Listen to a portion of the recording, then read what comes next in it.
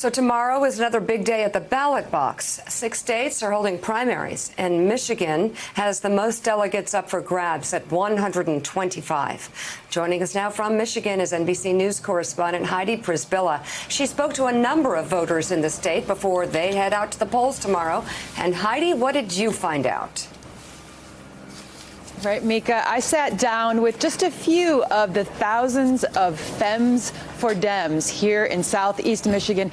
They are a grassroots organizing powerhouse that was behind the 2018 pink wave that swept through Michigan and elevated women to all three of the top executive positions. Michigan is the most populous state that's going to be voting in the primary on Tuesday. And these women, these suburban women, are the ones who are going to make the difference. So I sat down with them to find out how they're feeling now that many of the women who they supported and frankly gave their lives to, organizing behind, are now out of the race. And it was fascinating to hear them talk about their feelings, including the fact that many of the women that they encountered in their travels were the ones who said that they were spooked about voting for a woman this time, that the stakes were just too high. Take a look.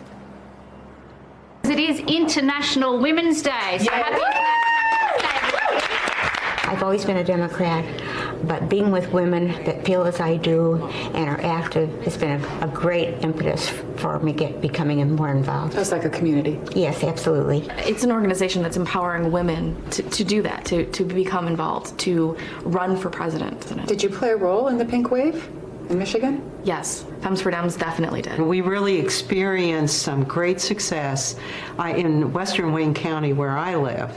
And we made some changes and we elected a lot of Democrats. Do you see the values and the vision that you saw in Amy Klobuchar in either of these men? No. So does VP satisfy you, or is that a token? Right now it would satisfy me because of where we're at, but it stings a little. The issue is defeating Trump, and I think we all have to get together on this and hope that there's a female VP.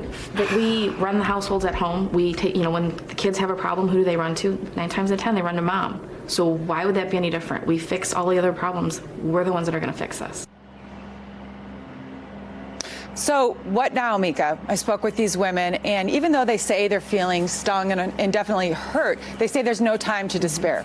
A number of these women supported the moderate candidate, like Kamala Harris, like Amy Klobuchar, and you see them, and this is reflected in the polls, going over to Joe Biden. Others, and this was really fascinating, those who supported Bernie Sanders, you're now seeing a generational divide. Some of the women I talked to said that their parents and they would be supporting Joe Biden, even though they supported Sanders last time. The younger ones are still sticking with Sanders. But this group, this Femmes for Dems group, is really a model for organizing women voters. And it shows what can happen when women kind of get together, in that we saw this big pink wave here in 2018. They call themselves kind of a sisterhood. But they are also manifesting their votes in these polls here in Detroit that show, and this is really fascinating, that even though many women had very high favorable ratings, for instance, of Senator Elizabeth Warren, when it came down to asking who they were going to vote for, it was Joe Biden. And we're seeing that play out here in Michigan.